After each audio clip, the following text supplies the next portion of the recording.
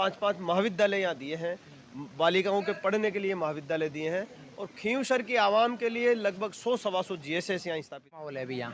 कांग्रेस का माहौल तो आपके सामने है कि आप भी ग्राउंड रिपोर्ट पे गए हो। भाजपा कितनी टक्कर दे रही है? भारतीय जनता पार्टी टक्कर कुछ नहीं दे रही। नमस्कार, एक्टिव न्यूज़ में आपका स्वागत है। अभी मैं खींवसर में मौजूद हूँ उपचुनाव के अंतर्गत, जहाँ पर चुनाव में मैच 10 से 12 घंटे बचे हुए हैं। ये सीट सबसे हॉट सीट बनी हुई है। अभी मेरे साथ में खींवसर की तमाम जनता है और विशेषकर मेरे साथ में सुटन जी यादव है, जो आरएलपी यानी कि रालोपा के सबसे मजबूत नेता माने जाते हैं और युवा नेता है। इनसे हम पूरी जानकारी लेंगे किस प्रकार खींवसर का माहौल बना हुआ है, खींवसर में क्या हालात है और खींवसर की इस सीट पर कौन बाजी मार सकता है। बिल्कुल सुटन जी यादव, खींवसर की चुनाव को लेकर क्या कहोगे?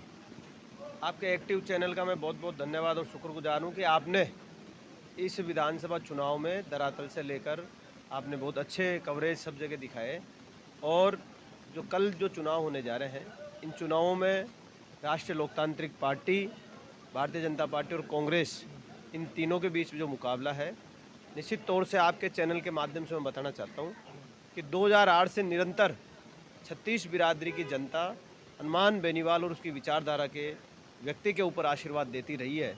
निश्चित रूप से हनुमान बेनीवाल ने पूरे राजस्थान की आवाम को और विशेषकर खींवसर की जनता को, छत्तीस बिरादरी के लोगों को गरीब को गणेश मानकर सेवा की है। उसका परिणाम 23 तारीख को देखने को मिलेगा।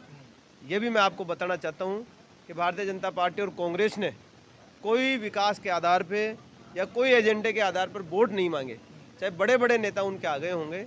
आप ये देखिए, उनकी तानाशाही ये देखिए कि पूरी मिनिस्ट्री मुख्यमंत्री को 2-2 बार यहाँ आना, ये निश्चित रूप से इस ओर अंकित करता है कि कहीं ना कहीं भारतीय जनता पार्टी कमज़ोर स्थिति में वर्तमान में है।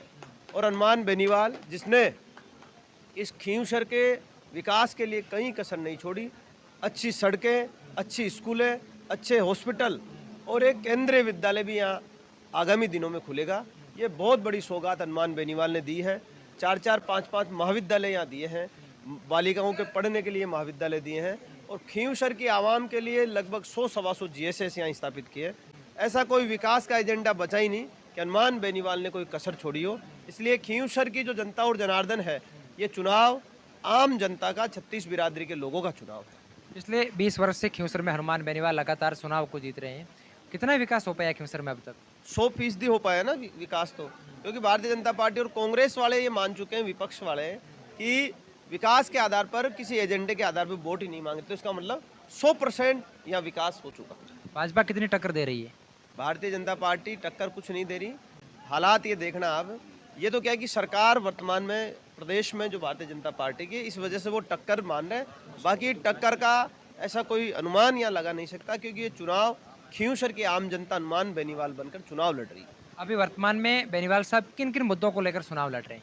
हनुमान बेनीवाल के मुद्दे एक ही हैं और वो पिछले 2018 से लेकर जो पार्टी बनाई, पिछले 5 वर्षों में उनका एक ही है कि राजस्थान खुशहाल राजस्थान बने और हर खेत को पानी, हर हाथ को रोजगार मिले, नौजवानों को आगे बढ़ने का अवसर मिले, टोल मुक्त राजस्थान हो, किसान को मुफ्त बिजली मिले और रोजगार के नए नए अवसर प्रदेश में डेवलप। हमने ऐसा सुनने में आया है, आपने जब टोल मुक्त और निःशुल्क बिजली की बात की, खींवसर की जनता बता रही है कि हमारा टोल यहाँ लगता ही नहीं है और हमारे को जो बिजली के बिल है वो भी आज नहीं आ रहे हैं। कि इसमें क्या कितनी सच्चाई है?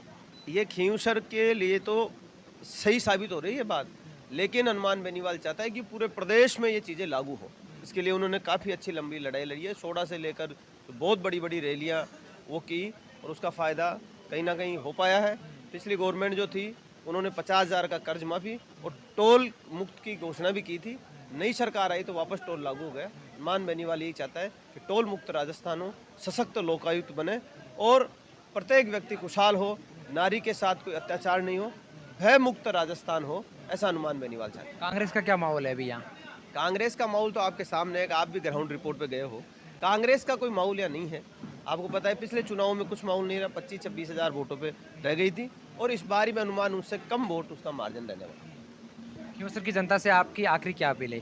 खींवसर की तमाम छत्तीस बिरादरी के लोगों की मैं तो एक ही अपील करना चाहूँगा कि राष्ट्रीय लोकतांत्रिक पार्टी की उम्मीदवार कनिका जी बेनीवाल है, जो अच्छे पढ़े लिखे हैं, शिक्षित हैं, नौजवान हैं और महिलाओं की जो बात है वो बेबाकी से विधानसभा के पटल पर रखने का काम करेगी और महिलाओं को आगे बढ़ाने का काम करेगी। तो तमाम लोगों से मेरा तो ये निवेदन है कि हनुमान बेनीवाल जैसा लड़ाका इस प्रदेश की और खींवसर की जनता को नहीं मिल सकता, क्योंकि उन्होंने खींवसर की तमाम 36 बिरादरी के लोगों को अपना परिवार मानकर, परिवार का सदस्य मानकर सेवा की है। उस सेवा का प्रतिफल वो पिछले 20 वर्षों से दे रहे हैं और निश्चित रूप से इस चुनाव में देंगे, ऐसा मैं अपील करना चाहता हूँ। अब आपसे हम ज़्यादा सवाल नहीं करेंगे। जब महिलाएं चुनाव लड़ रही है और दो महिलाएं वर्तमान में कांग्रेस से भी, डॉक्टर रतन चौधरी महिला हैं और कनिका जी बेनीवाल भी महिला हैं, और सामने रेवंत राम जी डांगा पुरुष के तौर पर चुनाव लड़ रहे हैं। जब दो महिलाएं इस क्षेत्र में चुनाव लड़ रही है तो महिलाओं को कितनी प्राथमिकता मिलेगी?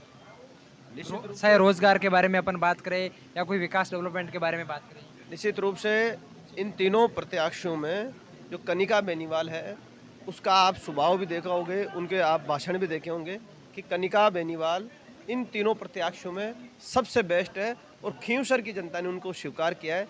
बहुत कम समय में अच्छे वक्ता के रूप में और अच्छे तथ्यों के आधार पे वो आगे विकास के एजेंडे के और विकास के आधार पर वोट की मांग कर रही है। मैं आपसे एक सवाल करूंगा शिक्षा के तौर पे और महिलाओं के तौर पे। मैंने देखा है, जहाँ तक बाड़मेर में डॉक्टर रूमा देवी का आपने नाम सुना होगा, वो बहुत प्रयास कर रही है महिलाओं को रोजगार देने का। अपने इस क्षेत्र में देखा जाए तो महिलाएं घरों में आज रोजगार नहीं है, तो सरकार से आपकी ऐसी कोई विशेष प्राथमिकता रहेगी ताकि महिलाओं को घर बैठे रोजगार मिल सके? निश्चित रूप से राष्ट्रीय लोकतांत्रिक पार्टी की हमारी लोकप्रिय जो प्रत्याशी है वो कनिका बेनीवाल जी अगर जीत के जाएगी तो प्रदेश की जो महापंचायत है, विधानसभा है, उसमें महिलाओं को सशक्त किया जाए, महिलाओं को रोजगार के कैसे अवसर मिले और महिलाओं के ऊपर हो रहे अत्याचार कैसे निकुंश हो, कैसे बंद हो, इसके लिए वो अपनी बात वहाँ बेभागी से रखेगी, जिससे महिलाएं सुरक्षित हो और घर से बाहर निकलकर उनको रोजगार के अवसर मिले, जिससे महिला सशक्तिकरण बढ़ने की ओर प्रयास करें। बिल्कुल, आपका बहुत बहुत धन्यवाद। ये मेरे साथ में छोटन जी यादव है। इनके द्वारा जिस प्रकार आपको बताया गया है कि यहाँ पर वर्तमान में जो आरएलपी की स्थिति बहुत मजबूत दिखाई दे रही है।